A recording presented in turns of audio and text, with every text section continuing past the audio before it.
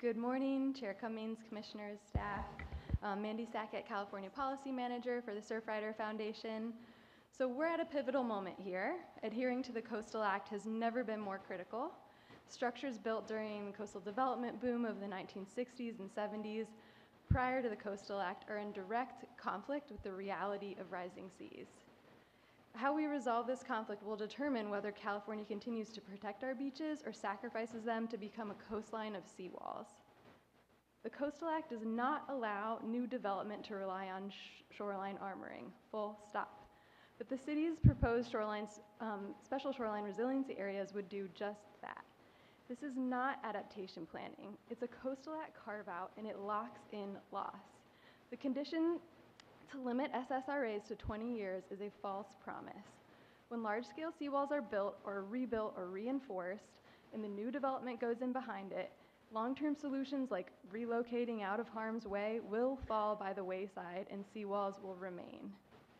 This LCP contains no serious vision for adaptive relocation or land use changes that reduce hazard exposure.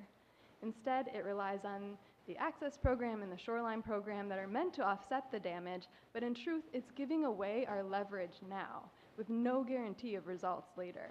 There's no guarantee of meaningful public input into that process or assurance that it will result in anything close to being lost. Whether you're evaluating at the parcel level or the neighborhood level, you have to take an approach that is consistent with the Coastal Act. Staff keeps saying that the status quo is not working, but the solution should be to implement true forward-looking solutions, not encouraging SSRA carve-outs. This plan is not just a political compromise, it's a wholesale sacrifice of the public trust, and it sets a very dangerous precedent. So you'll hear from our chapter and our UCLA Environmental Law Clinic about how staff's reasoning for this Coastal Act conflicting policy should not go forward and is not legally sound. Thank you.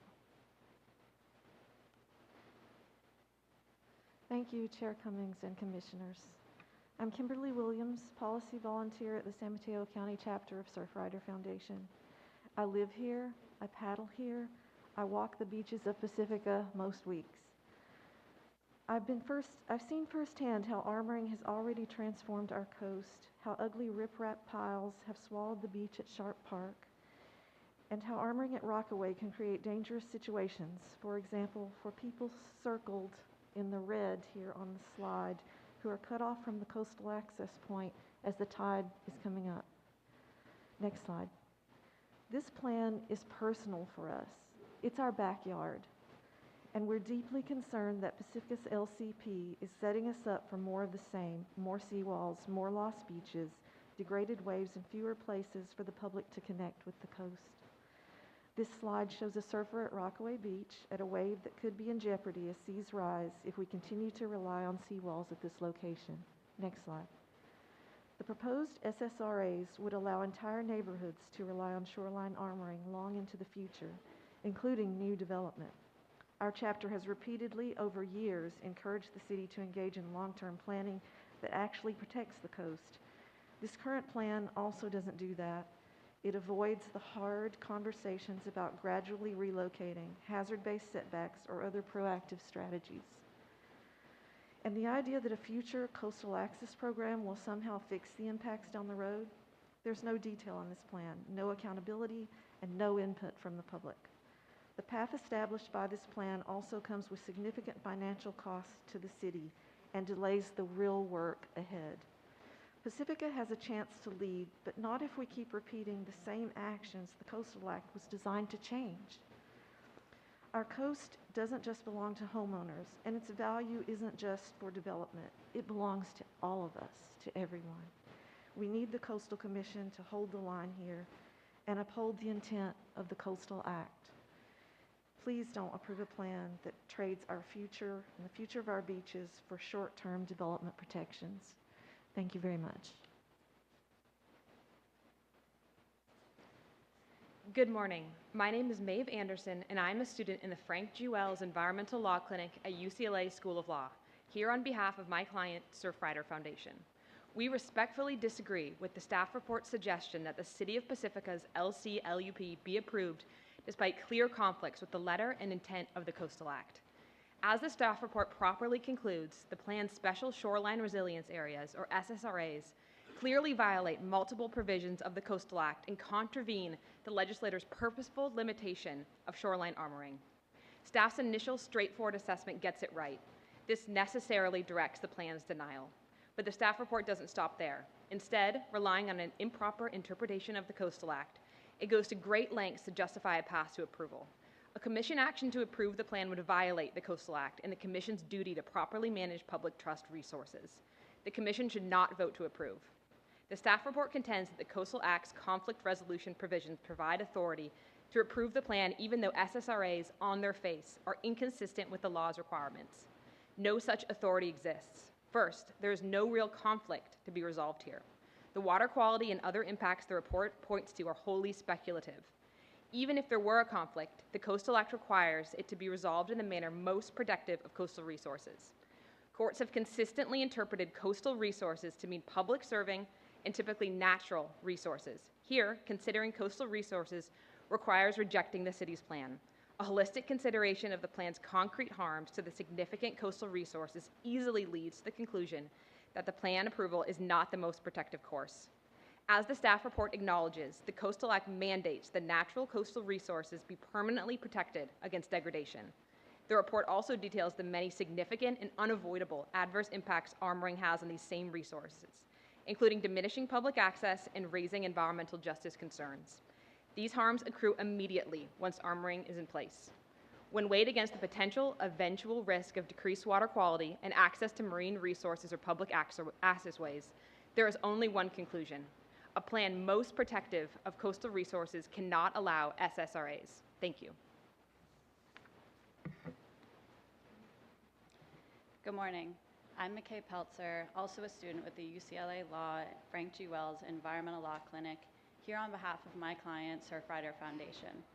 The Coastal Act simply does not allow the city to kick the can down the road on protecting coastal resources in favor of continued development. Surfrider acknowledges some of the public infrastructure the SSRA proposal highlights, but agrees with staff that emergency permits to protect it are Band-Aids. Increasing the size of the SSRA Band-Aid won't solve the problem, especially when, as with the coastal trail, infrastructure can be moved inland. SSRAs can only provide a fleeting, false sense of security while preventing the very kind of long-term, thoughtful planning an LCP is supposed to represent. And once the city is ready to plan, it will already be locked into a course of action that harms coastal resources and the public trust. Permitting armoring leads to more armoring much more often than it leads to the removal of armoring. SSRAs are not a temporary bridge, they are a choice that sets the city down a path to lose what beach it has left to preserve, and that ultimately leads to permanent armoring. Not only would approval of the city's plan violate the Coastal Act, but it would also be inconsistent with the public trust doctrine that is incorporated into both our state constitution and the Act. The Commission must protect public trust land below the mean high tide line for public use and enjoyment. California courts favor the public trust over private interests when it comes to armoring, and the state Supreme Court held that one of the most important public trust obligations is the preservation of tidelands in their natural state.